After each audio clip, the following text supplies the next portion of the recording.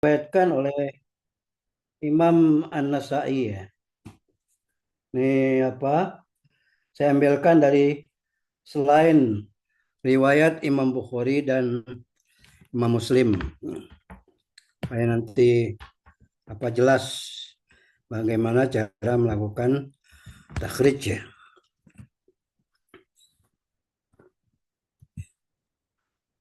Kita bacakan sanad dan matan daripada hadis ini. An Abi Qatadah wala zakaru lin Nabi sallallahu alaihi wasallam naumahum ya. Anis salat faqala innahu laisa fin naum tafrid innama tafrid fil yaqظah. Fa idza nasiya ahadukum salatan aw nama anha fal yusalliha idza zakara. Ini kalau kita lihat hadis ini, Ana mencantumkan sanad saja dari tabi'in kemudian kepada Nabi. Nah, kemudian kita kutip hadis ini dari Sunan An-Nasa'i. Kemudian hadisnya akhbarana Qutaibah qala hadatsana Hammad bin Zaid an Thabit an Abdullah bin Rabah an Abi Qatadah qala zakaru lin Nabi sallallahu alaihi wasallam dan seterusnya. Jadi Abi Qatadah sahabat ya, bukan bukan apa namanya? Bukan tabi'in tapi sahabat Nabi. Mereka menyebutkan bahwa Nabi SAW ini dan seterusnya. Jadi kalau kita melihat di sini, kita kalau kutipkan secara keseluruhan mulai dari awal ya, dari gurunya Imam Nasai sampai kepada Nabi ya, kemudian disebutkan dengan matannya. Itu yang dinamakan dengan takhrij yang pertama terhadap. Nah, sekarang bagaimana kita menjelaskan martabat hadisnya.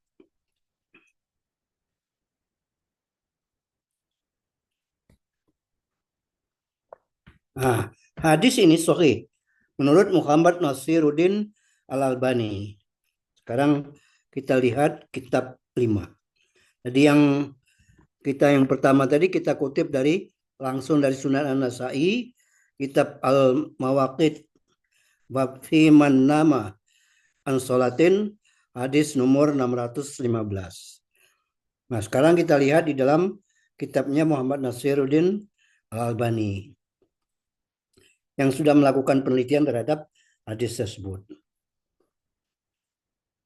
Nah, Muhammad Nasiruddin Al-Albani Sahih Sunan An-Nasa'i Ar-Riyad ya. Jadi terbitkan tempat terbit Maktabah Al-Ma'arif tahun 2004 ya, bukan 204, jilid 1 hadis nomor 614. 204 itu halaman, jadi bukan tahun. Tahunnya enggak ada. Nah, ini kita melihat di situ. Jadi sangat bergantung. Kalau memang di dalam kitab hadis tersebut di bawahnya sudah ada penjelasan dari yang meneliti hadis tersebut bisa. Tapi kalau hadisnya terpisah seperti Muhammad Nasirul Albani ini, ya kita cari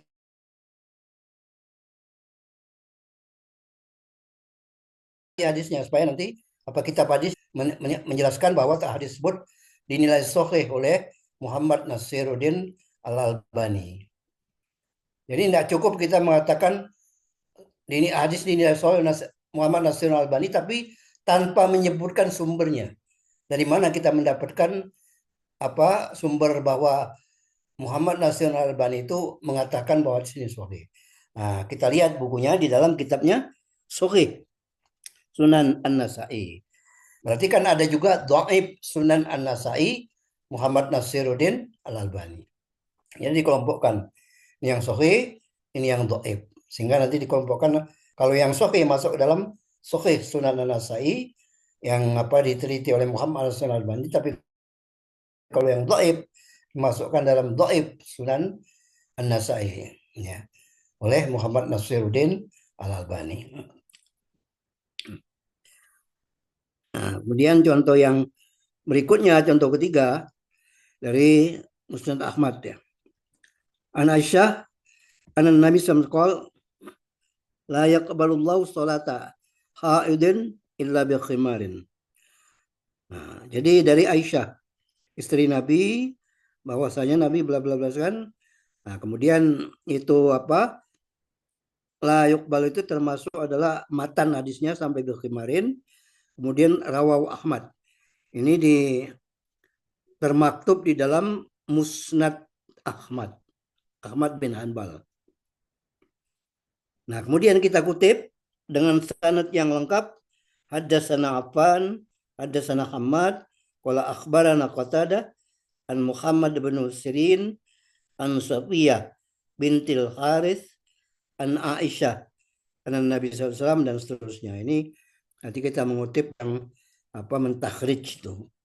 Nah, sekarang tugas yang terakhir adalah karena ini bukan diriwayatkan oleh Imam Bukhari Muslim, kita harus menjelaskan kedudukan hadis tersebut, martabat hadis tersebut. Nah, hadis ini sahih menurut Syuaib Al-Arnaud. Kita lihat catatan 7 itu apa? Musnad Ahmad, juz 43, halaman 29, catatan kaki hadis nomor 25834.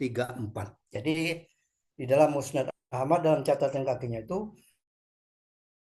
dijelaskan tentang bahwa hadis ini adalah sahih. Tuh.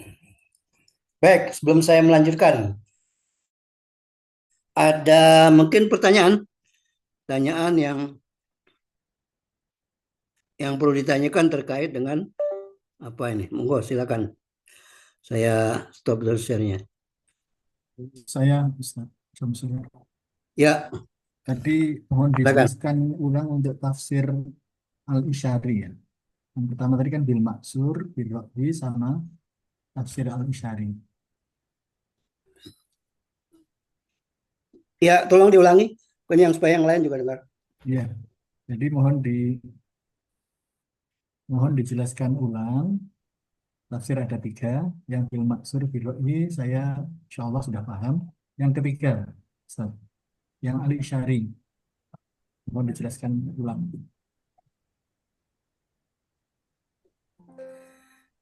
Ya, tafsir kan ada tiga. Jadi tafsir bil ma'thur, Bil tafsir raqbi. ru'yi, tafsir bil isyari.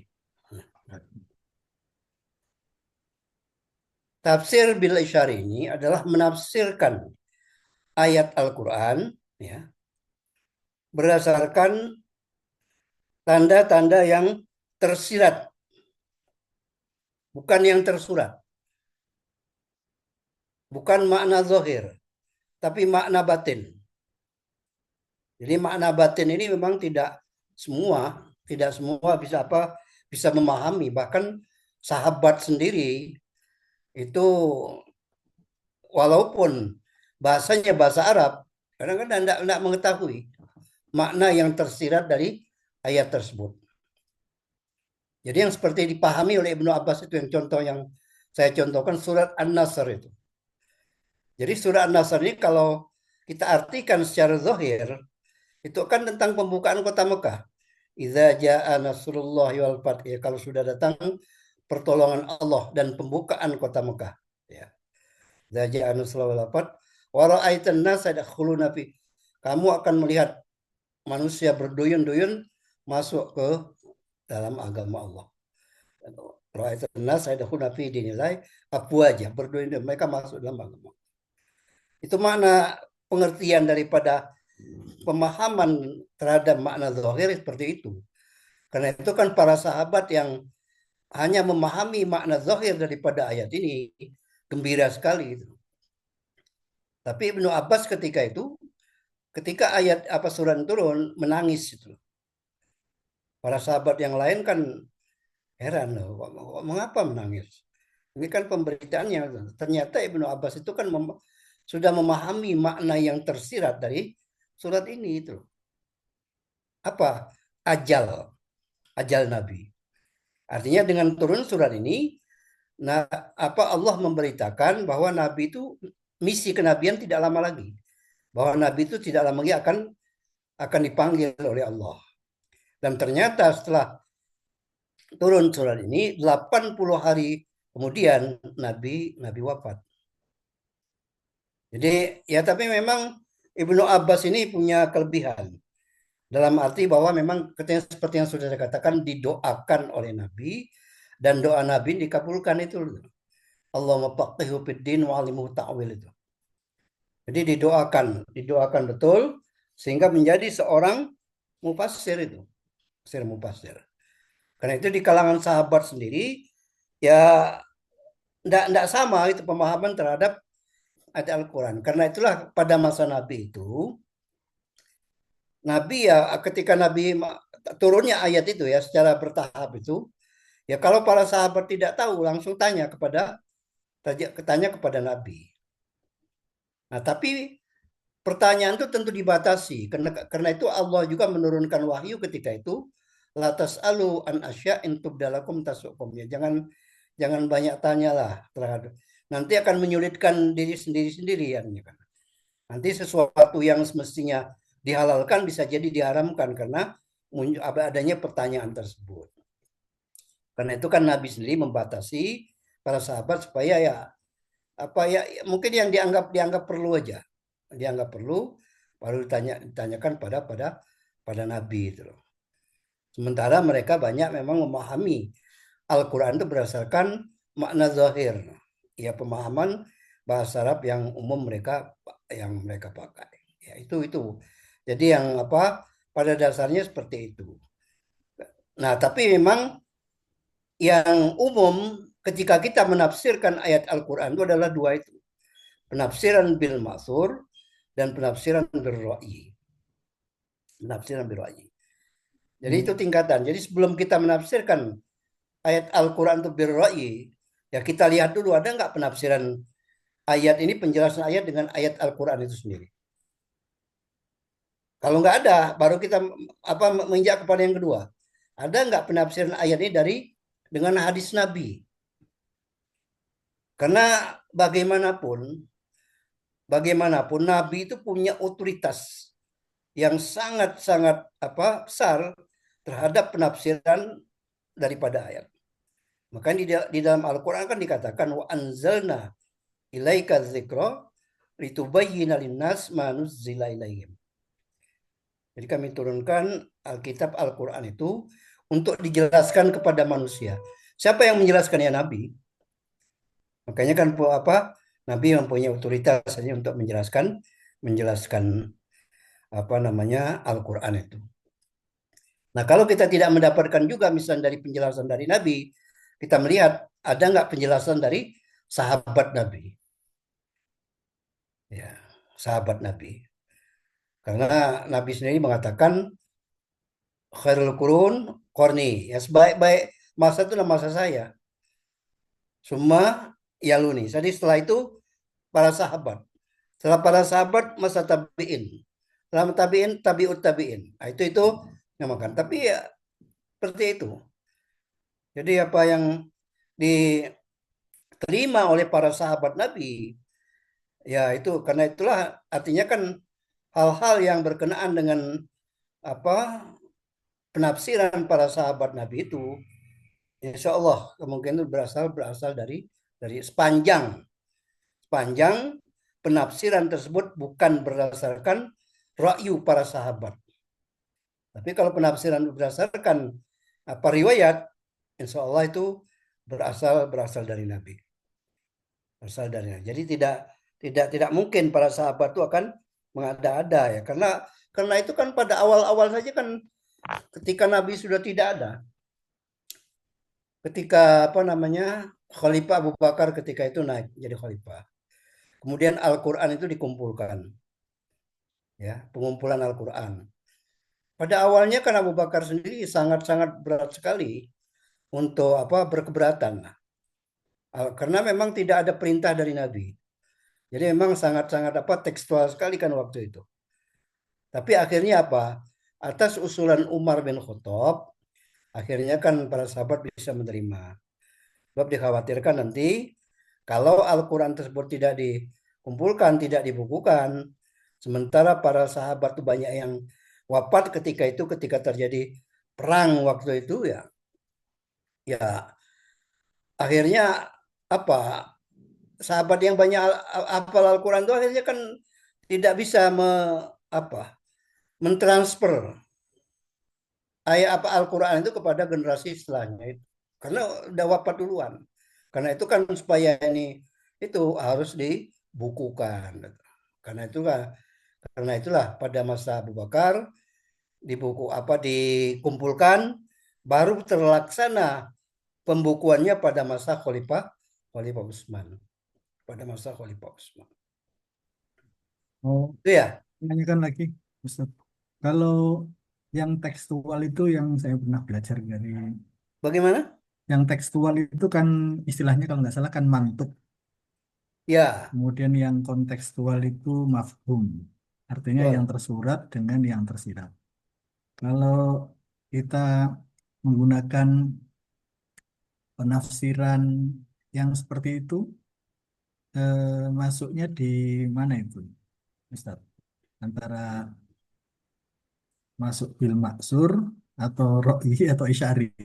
Karena kan yang Kalau tersirat tadi kan penekanannya kan tersirat seperti ya, tadabbur gitu kan gitu. ya itu kan kalau berdasarkan kaidah-kaidah usuliyah itu ya. Apa mafhum mafhum baik itu mafhum apa muwafaqah maupun mukhalafah. Itu sebenarnya kan berdasarkan kepada apa namanya pemahaman teks dulu kan. Setelah pemahaman teks itu baru kita menjelaskan tentang apa makna yang apa tersirat di dalam makna tersebut kan. Misalnya contohnya fala taqul lahum uff. Jadi jangan kamu apa mengatakan kata uff dengan kepada orang tua. Nah, kalau kita berkata uff saja nggak boleh, ya apalagi ya ini kalau kita sampai memukul. Itu kan mafhumul muwafaqah ya, pada muwafaqah pada itu ya. Jadi hal semacam ini memang termasuk yang tersirat. Tapi yang dimaksud dengan al-isyari sini adalah makna yang tersirat di dalam kandungan makna, makna batin daripada ayat itu, gitu. Makna batin situ.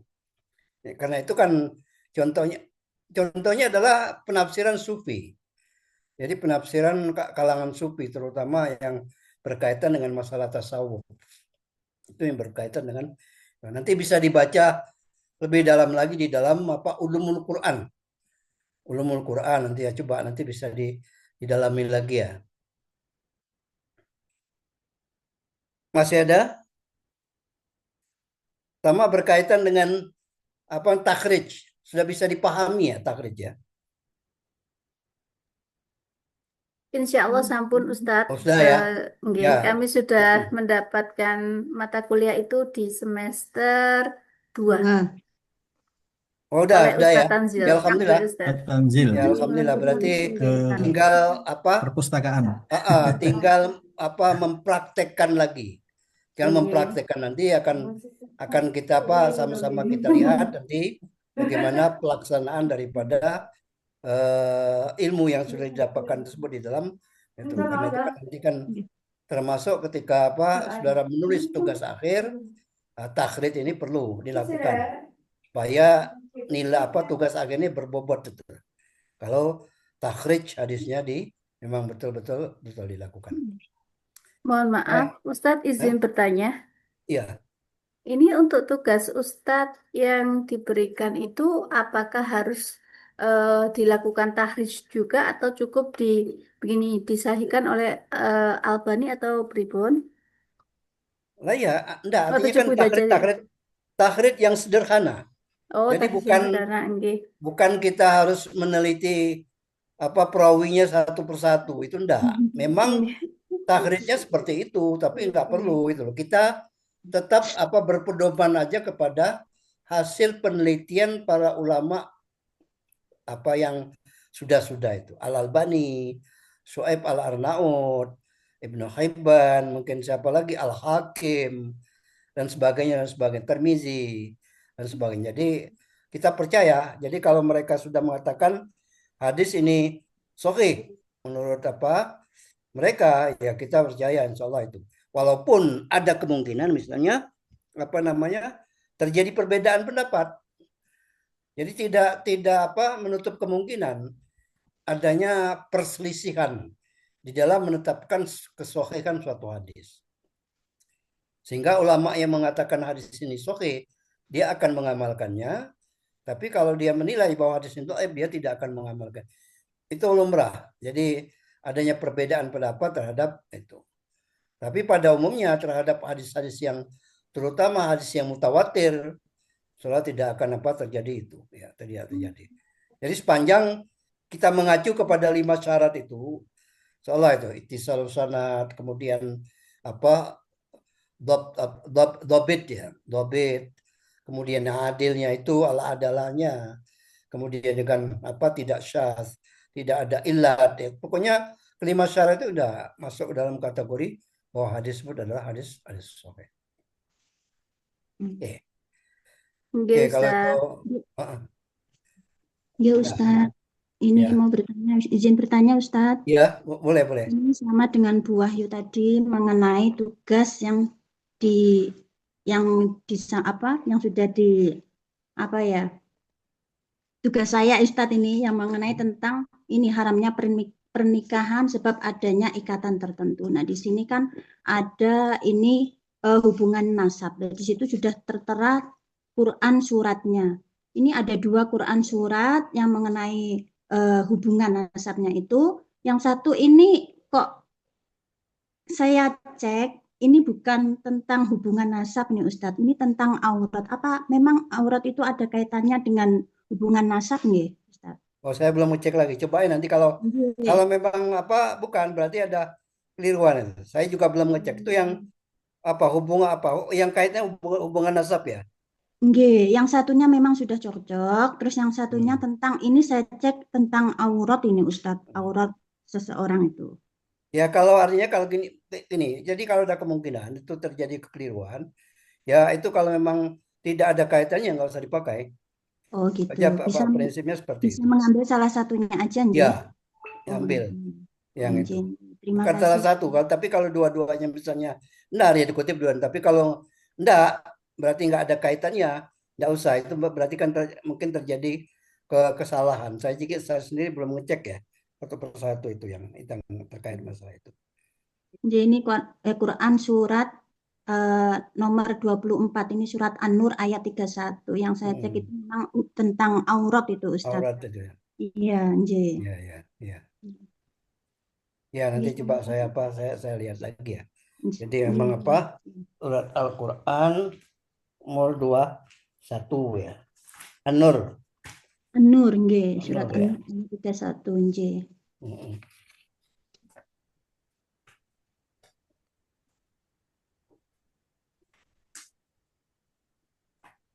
Baik, yang lain mungkin masih itu ya.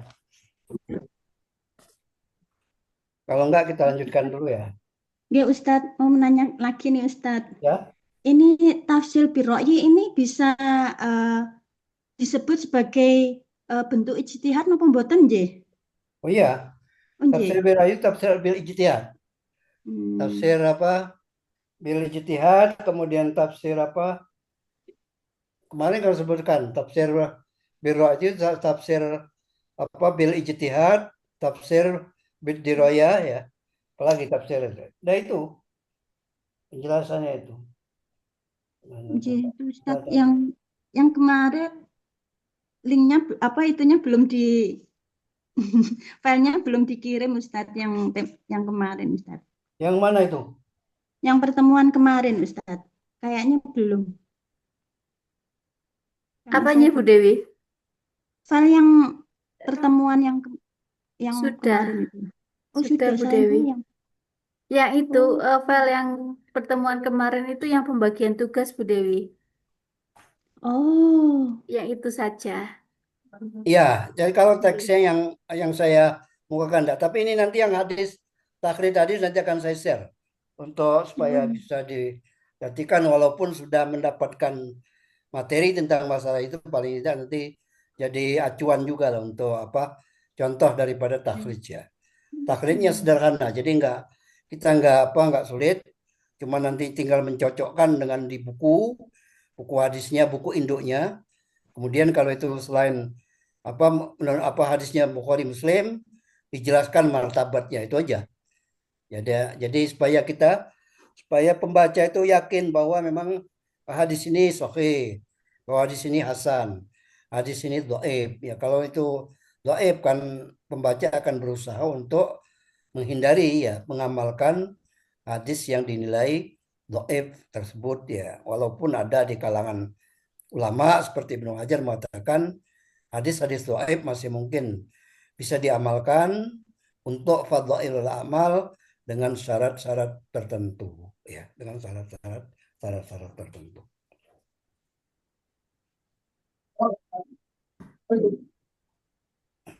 Ya Ustadz, terima kasih. Ya, baik. Kalau gitu saya ingin lanjutkan ya. Saya saya justru ingin melontarkan apa pertanyaan ya. Nanti mungkin bisa kita diskusikan ya. Jadi hadis ya. Jadi kalau kita bicara tentang hadis. Dalam Al-Quran itu dikatakan begini. Dalam surat An-Najm ayat 34 ya. Wa ma yantiqu 'anil hawa in huwa illa wahyun yuha. Dan tidaklah Muhammad itu akan mengatakan suatu ya, melainkan apa yang diucapkan, apa yang diperbuat, apa yang ditetapkan adalah wahyu yang diwahyukan. Penafsiran dari ulama tentang apa apa yang dimaksud dengan apa an-nutq di sini, ucapan Nabi di sini adalah Al-Quran. Tapi juga di kalangan ulama bagian juga mengatakan bahwa itu termasuk artinya adalah wahyu yang berupa sunnah atau hadis. Nah, kalau kita itu pertanyaan begini, hadis atau sunnah itu kan aqwalun wa af'alun wa taqrir. Ucapan Nabi, perbuatan Nabi, dan ketetapan Nabi. Nah, Nabi sebagai manusia biasa,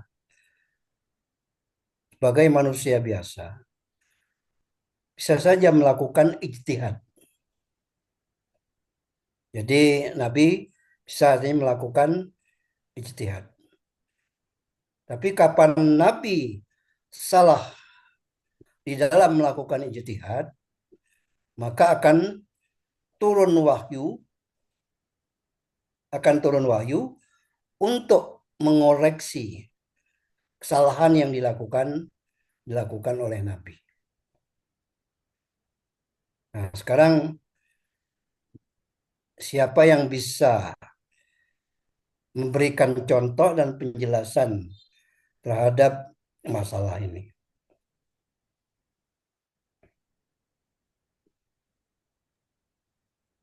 Saya Ustadz. Ya, coba. Silakan.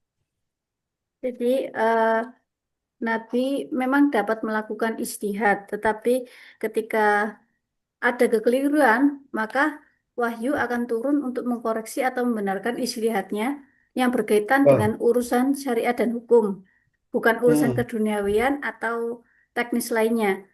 Contohnya kayak ketika beliau pernah salah dalam mengambil keputusan mengenai tata cara beribadah, kemudian Allah menurunkan wahyu untuk meluruskannya. Jadi kapan wahyu turun tersebut pada istihad Nabi ketika berkaitan dengan syariat dan hukum untuk mengkoreksi atau membenarkan, tujuannya itu untuk menjaga kemurnian ajaran agama dan memberi petunjuk yang benar kepada umat dan bukan urusan keduniawian, eh, seperti masalah teknis perang atau urusan tata kelola. Itu jika ada kekeliruan di situ, maka wahyu tidak akan turun untuk meluruskannya. Meskipun istihad mungkin mungkin diperlukan di situ gitu Ustaz.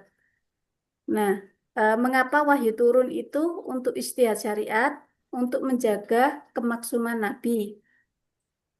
Nabi Muhammad kan maksum terjaga dari dosa dan kesalahan dalam hal penyampaian wahyu dan pelaksanaan hukum syariat. Nah, kemudian dan juga untuk memberikan contoh yang tepat. Jadi untuk memberikan contoh dan petunjuk yang tepat bagi umat Islam tentang bagaimana menjalankan syariat agama secara benar.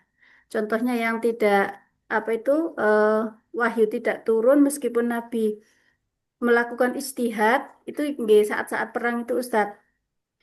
Eh, Masalah tata kelola kota, kemudian apa itu eh, strategi perangnya, itu mungkin Ustadz.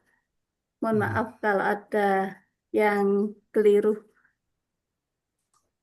Baik, bagus ya penjelasannya. Gini, jadi memang Nabi itu kan sebagai manusia biasa. Dia punya kewenangan juga untuk berijtihad. Nah, tapi ingat bahwa Nabi itu kan maksum. Apa yang sudah dikatakan maksum itu kan terpelihara dari berbuat kesalahan. Nah, berbeda dengan kalangan Syiah. Kalau Syiah itu kan para imamnya dianggap maksum. Kita kan kita kalangan Sunni itu yang maksum itu hanya Nabi. Sementara yang lain imam segala macam itu ulama, tidak ada yang maksum. Nah, arti kalau mereka melakukan kesalahan tidak akan turun wahyu. Jadi berbeda dengan Nabi. Nah, dalam kehidupan sehari, contoh sangat konkret dari Nabi. Artinya kan Nabi ketika dia melakukan suatu ijtihad keliru itu, sebenarnya kan Nabi ingin memberikan pelajaran pada umat.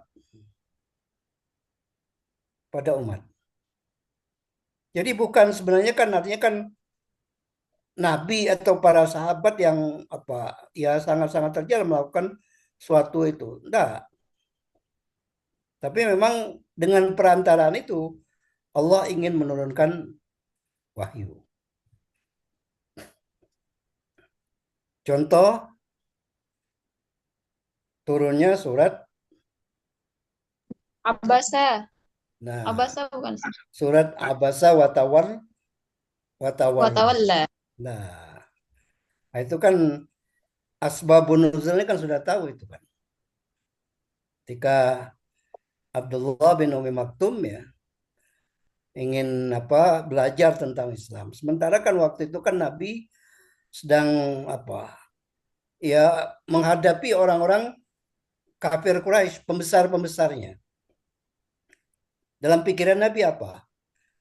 Kalau para pemimpin kaum ini masuk Islam, maka berapa banyak yang di belakang itu akan terpengaruh dengan ini. Itu pikiran Nabi kan. Tapi bagi Allah itu dianggap nggak benar itu loh. Karena kan Allah lebih mengetahui. Akhirnya kan diturunkanlah surat Abasa wa Tawalla itu. Ini bukan berarti Nabi punya sifat cemberut, kemudian sifat bermuka masam, sifat paling enggak. Tapi dengan perantaraan itu Allah ingin menurunkan surat ini sebagai pelajaran bagi umatnya. Jadi hal yang semacam ini harus kita pahami. Jadi gitu. Termasuk juga misalnya yang hal-hal yang berkaitan surat Al-Hujurat ayat 6 misalnya. Ayat dengan ya ayyuhallazina amanu in ja'akum fasiqun binaba'in fatabayyanu an tusibu qauman bijahalah fatusbihu ala ma fa'altum nadimin. Itu juga berkaitan dengan kaitan para sahabat Nabi. Sahabat Nabi artinya kan yang memang sudah diutus oleh Nabi untuk menghadap ke pemimpin kaum waktu itu yang bernama Al-Haris bin Dirar Al-Khuzai Tapi sahabat tersebut gentar, karena dalam pikirannya jangan-jangan kalau saya menghadap ke orang ini saya nanti dibunuh itu. Akhirnya dia kembali dan mengatakan kepada Nabi yang apa yang bohong itu, bahwa dia sudah menghadap dan dia ingin dibunuh oleh itu. Ternyata kan enggak benar itu. Dia kembali ke Madinah. Setelah itu kan sementara pemimpin kaum ketika itu Al-Haris bin Al-Ghizah itu kan di Yaman ketika itu udah menunggu-nunggu. Mana ini utusan Nabi kok enggak? Karena ketika dia sebelumnya kan dia udah bertemu dengan Nabi. Dia kan pemimpin kaum, menyatakan diri masuk Islam. Kemudian dia akan membayar zakat, kemudian minta kepada Nabi untuk mengirimkan utusan ke Yaman itu, ke daerahnya. Ya Nabi mengirimkan utusan, tapi utusan tersebut sebelum bertemu itu sudah gentar dulu. Dia sudah takut gitu. Jangan-jangan saya nanti kalau saya ketemu nanti jangan-jangan saya dibunuh. Nggak jadi dia. Tapi dia datang kepada Nabi udah mengatakan sudah bertemu dia. Sudah bertemu dan nanti saya ingin dibunuh gitu. Nah, setelah itu kan baru setelah Al-Haris bin Al-Khuzai ini dia gelisah, akhirnya dia berangkat ke Madinah ingin menemui Nabi. Mengapa kok Nabi nggak mengirimkan utusan, padahal Nabi sudah mengirimkan utusannya aja yang itu. Nah, setelah itu sampai di Madinah baru masuk ke gerbangnya itu ya, masuk pintu gerbang Madinah itu bertemu dengan utusan yang kedua ya, utusan yang kedua yang akan berangkat ke Al-Haris bin Dilan. Akhirnya kan terjadi dialog antara Al-Haris bin Al-Khuzai dengan yang akan diutus ini. Ini mau kemana? Tanya Pak Haris. Oh, saya ingin menemui Anda itu. Memang ada apa itu? Lah kata utusan yang pertama tadi kan Anda mau membunuh segala macam utusan yang pertama itu. Kaget dia. Al-Haris bin Al-Khuzai ini kaget luar biasa. Dia nggak pernah, utusan yang pertama tidak pernah bertemu dengan dia, tidak menghadap, kok malah dia mengatakan seperti itu. Nah, dengan kejadian seperti ini, turunlah surat ketika itu, ayat 6 itu. In ja'akum fasikum binaba'in fatabayyanu. Jadi kita harus tabayyun terhadap pemberitaan. Nah, sekarang kan bisa kita terapkan kalau di dalam kehidupan kita sehari, apalagi sekarang kan sudah kemajuan teknologi luar biasa itu. Segala sesuatu kan gampang viral itu. Kalau kita tidak tabayun ya kadang-kadang itu. Ini bisa kita terapkan dalam kehidupan pribadi, dalam kehidupan rumah tangga, dalam kehidupan bermasyarakat, dalam kehidupan bernegara bahkan. Ya, dalam kehidupan bernegara. Jadi sebelum kita melangkah lebih jauh, tabayun, ya benar nggak terjadi seperti ini? Ini kan sebenarnya kan mengajarkan. Jadi sebenarnya bukan sahabat itu tidak punya sifat semacam itu, tapi dengan perantara itu Allah ingin menurunkan ayat yang jadi pelajaran bagi umat. Itu yang artinya kan memang kita bisa ambil pelajaran dari hal-hal yang berkaitan dengan masalah hadis. Jadi Nabi ya diberikan macam otoritas macam itu juga. Termasuk juga misalnya ijtihad Nabi terhadap tawanan perang Badar. Ya, setelah perang Badar itu kan umat Islam menang. Dan di antara tawanan itu adalah para pembesar Quraisy, pembesar musuh yang sudah melakukan kezaliman terhadap umat Islam. Nah, Nabi ketika itu kan justru ini tawanannya diapakan itu? Apa dibebaskan, apa disuruh tebus, apa dibunuh ya. Nah, ini kan Nabi kan minta pendapat kepada Abu Bakar dan Umar ketika itu. Tanya Abu Bakar gimana? Wah, ya Abu Bakar. Ya, Abu Bakar menjawab, ya bagi yang mampu kita suruh mereka itu untuk bisa baca tulis Al-Quran. Tebusannya adalah mereka membaca mengajari anak-anak orang Islam baca tulis, baru setelah itu kita. Kalau bagi mereka yang punya harta, mereka itu tebus dengan itu.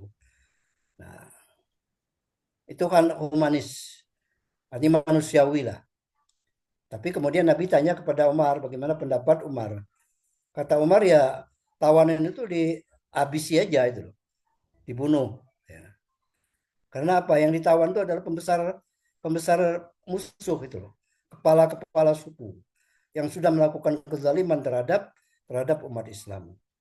Nah, Nabi ternyata lebih cenderung kepada pendapat Abu Bakar.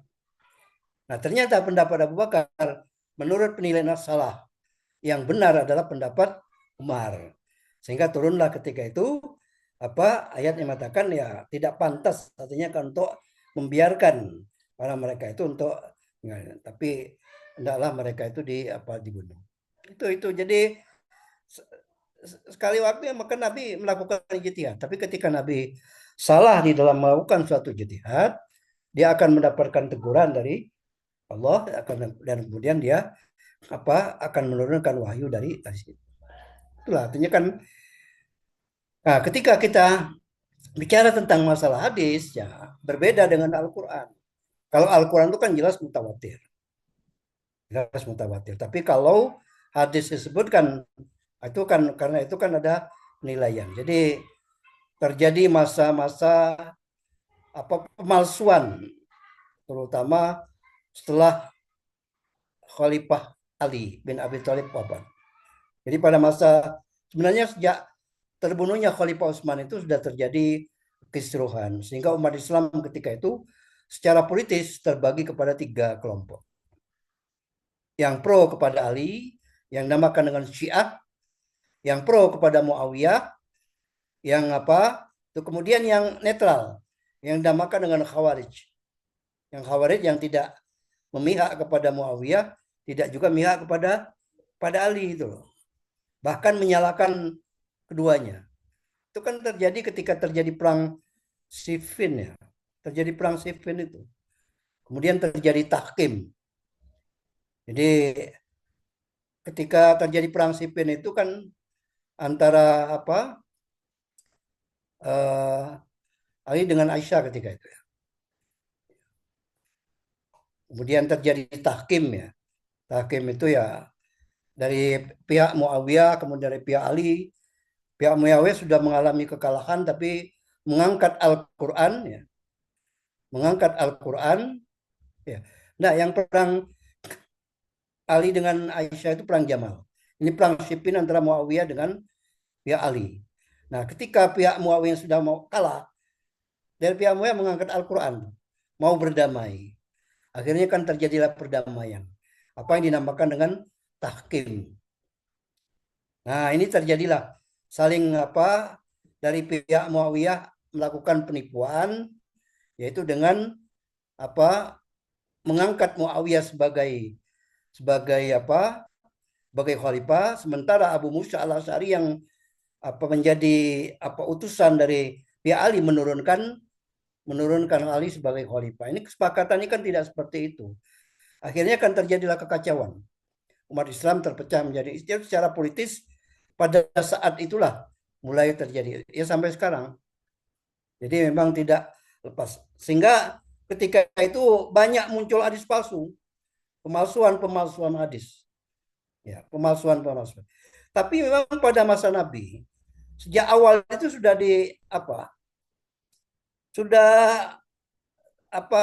teliti terhadap orang-orang yang meriwayatkan hadis. Jadi peristiwa pada masa Nabi sendiri, pada masa sahabat itu, kalau tidak salah Abu Musa al-Asy'ari ketika itu yang bertamu kepada Umar bin Khattab ya. Nah, itu kan sudah mengetuk pintu 3 kali. Mengetuk pintu 3 kali, tidak ada jawaban. Kembali, pulang dia. Kemudian dipanggil oleh Umar, sini. Mengapa? Ya karena memang ada hadis Nabi yang mengatakan seperti ini. Kalau kita sudah memberikan salam selama sebanyak 3 kali, tidak ada jawaban, kembali, palyarji. Nah, Umar kan rupanya belum menerima di sini. Tolong, siapa saksinya? Akhirnya dicarikanlah saksi. bahwa ternyata memang Nabi pernah. Ini kan artinya kan tabayun terhadap hadis ya, tabayun terhadap hadis. Jadi pada masa Nabi sendiri, pada masa sahabat sudah dilakukan tabayun itu. Lebih-lebih setelah terjadi adanya pemalsuan hadis. Pemalsuan hadis. Hingga ketika itu ya luar biasa itu. Pengikut imam yang ta'assub terhadap terhadap mazhab, mereka membuat hadis yang mempertahankan, bahkan antara pengikut Imam Syafi'i dengan Imam Abu Hanifah itu saling membuat hadis palsu. Siapa yang bertemu dengan Imam Abu Hanifah, bunuhlah. Ya, sebaliknya juga begitu dari pihak pengikut Imam Hanifah. Siapa yang bertemu dengan Muhammad Idris Asy-Syafi'i, maka bunuhlah. Pengikut Muawiyah juga begitu, membuat hadis untuk mendiskreditkan daripada ya Ali, dan sebaliknya juga begitu dari pihak Ali yang dari kelompok Syiah juga begitu. Dari segi aspek yang lain termasuk juga misalnya dalam masalah ekonomi muncul hadis-hadis pemalsuan hadis. Akhirnya sekarang kita setelah itu para ulama berusaha untuk melakukan menyaring terhadap hadis-hadis tersebut, sehingga sekarang sudah ada kumpulan-kumpulan hadis-hadis palsu atau hadis-hadis maudhu. Jadi banyak. Jadi kita tinggal itu. Jadi banyak. Kadang-kadang tuh hadis yang masyhur di masyarakat beredar, tapi kadang-kadang hadis tersebut dianggap dinilai Dinilai dhaif, bahkan palsu. Termasuk misalnya utlubul ilma walau bisin. Tuntutlah ilmu sampai ke negeri Cina itu. Nah, itu di kalangan ulama banyak yang menilai bahwa hadis itu adalah hadis maudhu. Hadis palsu. Ya, hadis palsu. Jadi karena itu mengapa perlunya takhrij itu, menjelaskan martabatnya itu kan supaya kita tahu bahwa hadis tersebut memang kedudukannya sahih, mungkin kedudukannya hasan, atau mungkin juga kedudukannya dhaif, bahkan mungkin palsu. Bahkan mungkin palsu. Ya, itu jadi beberapa hal yang saya jelaskan terkait dengan masalah tafsir daripada Al-Quran. Yang lain-lain adalah tafsir analitis, tafsir maqal dan macam-macam lah. Tafsir al-ijtimai yang kayak konteksnya dengan masyarakat dan sebagainya. Dengan aspek-aspek yang berhubungan dengan masalah itu ada. Tapi paling tidak yang punya hubungan langsung dengan tugas ini nanti itu adalah. Nah, karena kita dibatasi oleh waktu, seperti yang sudah saya katakan tadi, saya sebelumnya, kita hanya punya waktu sebanyak 8 kali pertemuan, 7 kali pertemuan. Yang satunya, yang 8 kita UTS. Yang 2 sudah saya ambil, yang tinggal 5. Tinggal 5 ini. Nah, sementara kita punya 9 kelompok. 9 kelompok ini berarti setiap kali maju itu 2. Karena itu untuk pertemuan ketiga Jumat depan berarti yang maju 2 kelompok. Kelompok 1 dan kelompok 2. Nah, itu nanti yang disiapkan ya untuk makalahnya terkait dengan topik masing-masing, dan pembahasannya diupayakan nanti ya, karena mungkin harus hemat juga, disiapkan saja PowerPoint-nya, PPT-nya. Jadi supaya nanti mungkin waktunya bisa diperingkat. Supaya nanti kan ada waktu kita untuk berdiskusi, untuk tanya jawab ya terhadap para peserta yang lain. Jadi saya harapkan itu kemarin sudah ada ya di dalam sudah ada catatan ya di bawah daftar kelompok sudah ada catatan kan, apa harus dilakukan, kelompok tugasnya ketika presentasi kan sudah ada. Jadi tolong dibaca catatan itu sehingga nanti presentasinya bisa lancar pada itu. Ya. Berarti yang untuk Jumat depan yang presentasi siapa? Pak Nurali, kali sinten Ya. Nah, jumlahnya 9 Ustaz. Terus Hah? yang jumlah personnya di sini ada 9. Nah, ini Ya. tugasnya baru 6. Kenapa? Baru 6 orang, yang 3 belum dapat itu. Loh, Hmm. masa belum? Sampun Pak Nurali. Sudah. Sudah Sampai semua 9. Pak Nur. Sudah. Oh, Sudah semua dapat. Sudah sampai kayak 9. sudah. Oh, Sudah saya share ya? Sampun. Ya, sudah. Semua sudah. Kalau berarti 2 pekan depan Nur Ali Hasan sama Ustadz Faisal Nur Rahmat. Faisal, nggih leres. Mana pernikahan sama rukun nikah. Nggih. ntar saya lihat ya, setahu saya sudah saya share ya. Untuk kelompok itu sudah dapat semua ya? Sudah Sudah. di-share Ustadz. Sampun. Sampun. Oh, sudah. Nggih, Karena itu mungkin sudah tadi ya? Pak Nur Ali kurang teliti saja Ustadz Oh. mungkin tadi. Ya, hanya Iya. tugasnya sampai 8-9. Dibaca Orangnya lagi cuma Bapak. Nah, ya, kita pelajari. Sampun Ya. Ustaz. Saya Jadi yang sudah, semua kelompok sudah. Jadi kalau 9 ini berarti kan kalau kita punya 5 pertemuan lagi, berarti kan 2, 2, 2, 21. 1 ya. Nah, ini Ya. kan 1, 2, 2, 1. Yang 4 kali itu 2, 2 kali. Kemudian yang 1 yang terakhir itu adalah 1 ya, pertemuan 1. Baru. Dilihat waktunya memungkinkan bisa 2 gitu Ustaz. Kalau nggak memungkinkan nanti 1 gitu. Apa pripun? Dibagi aja waktunya. Enggak, khawatir gini. Ya. Memang ya karena kita waktunya memang dibatasi ya.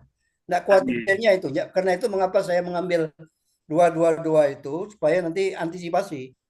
Jadi khawatir numpuk di belakang.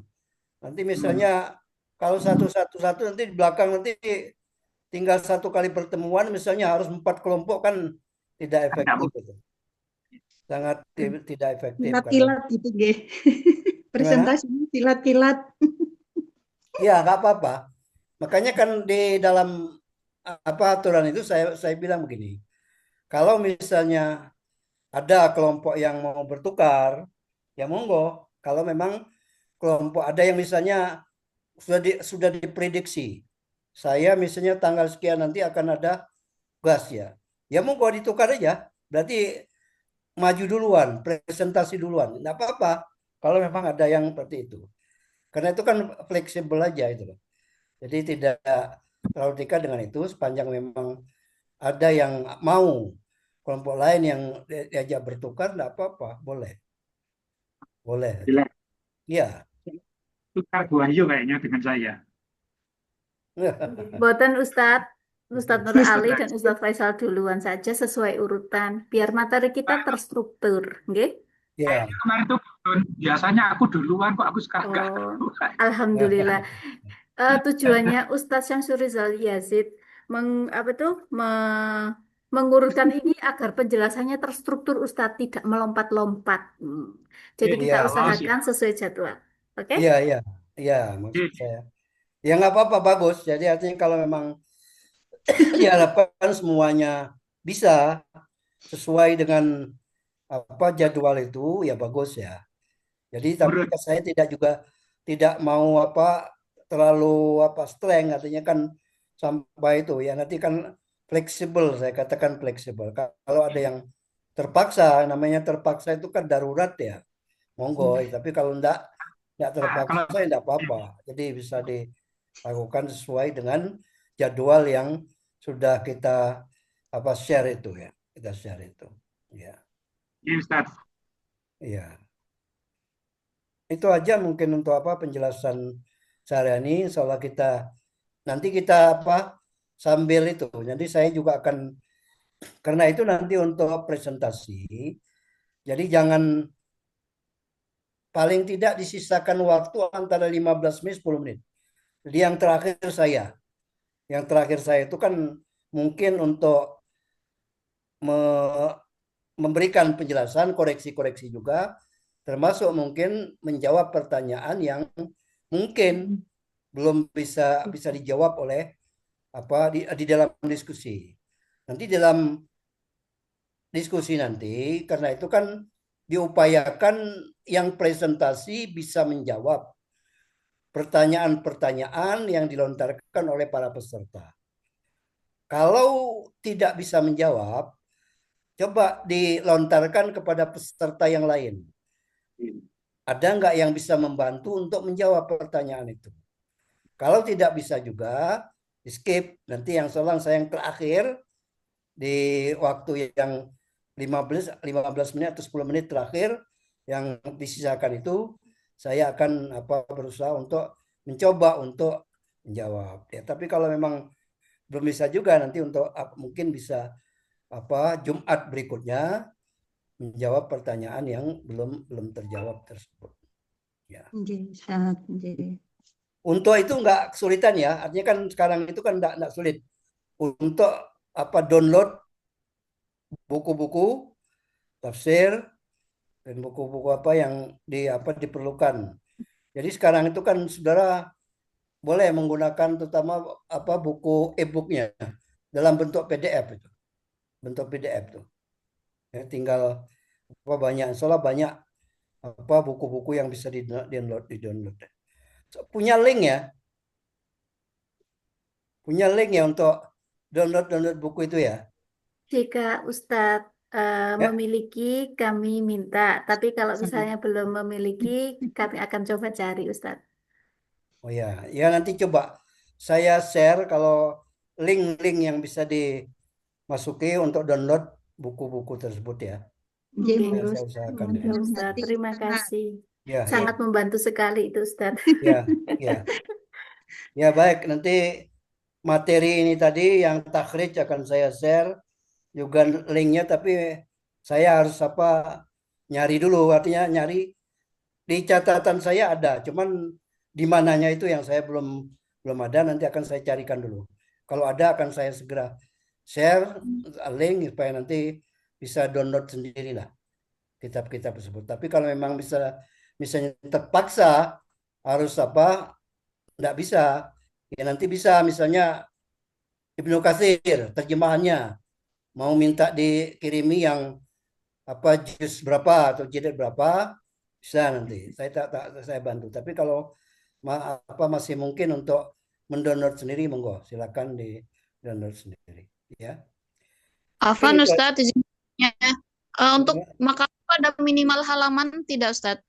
nggak dibatasi. Sebenarnya kan gini, kalau memang pembahasannya belum selesai, jangan diputus itu aja. Jadi terserah berapa saja lah. Kalau memang pembahasannya belum tuntas, jangan diputus itu supaya nanti nggak nggak kehilangan penjelasan kita. Kalau diputus nanti nggak, justru terputus nanti nggak mendapatkan informasi yang utuh. Karena itu nanti tidak dibatasi. Kalau memang cukup misalnya dengan 5-10 halaman ya monggo. Tapi kalau memang harus mendapatkan penjelasan yang lebih daripada itu ya supaya ditambah lagi penjelasannya sampai. Baik Ustadz. Si. Baik itu ya, nggak ada pertanyaan lagi. Oke, Insya nggak Allah ada. tidak ada Ustadz. Ya, terima kasih atas kehadirannya. Insya Allah kita bertemu lagi hari Jumat depan untuk mendiskusikan makalah kelompok 1 dan kelompok 2. Jadi tolong nanti untuk kelompok 1 dan 2 sehari sebelumnya atau hari Kamis itu sudah bisa di-share di grup WA itu agar para peserta nanti bisa membaca dan menelaah makalah yang sudah dibuat. Itu ya. Ustadz, yang saya untuk Ya. presentasinya apa kita ke link ke info KHS nopo pripun Ustadz untuk presensi? Ya monggo kalau mau yang itu udah, tapi saya sudah. Jadi biasanya saya nggih. sendiri yang itu kan. Tapi Oh, kalau ada nggih. yang mau buka ke sana monggo. Jadi boleh. Nggih, terima kasih. Ya. Baik, itu aja pertemuan kita. Terima kasih sekali lagi. Mari kita tutup, kita akhiri dengan baca hamdalah bersama-sama. Alhamdulillah. Alhamdulillah. Dan kita akhiri dengan baca doa kafaratul majelis. Subhanakallahumma rabbana wa bihamdik, asyhadu an la ilaha illa anta, astaghfiruka wa atubu ilaik. Sekian, assalamualaikum warahmatullahi wabarakatuh. Waalaikumsalam warahmatullahi wabarakatuh. Waalaikumsalam warahmatullahi wabarakatuh. Terima kasih Ustadz. Ya, sama-sama.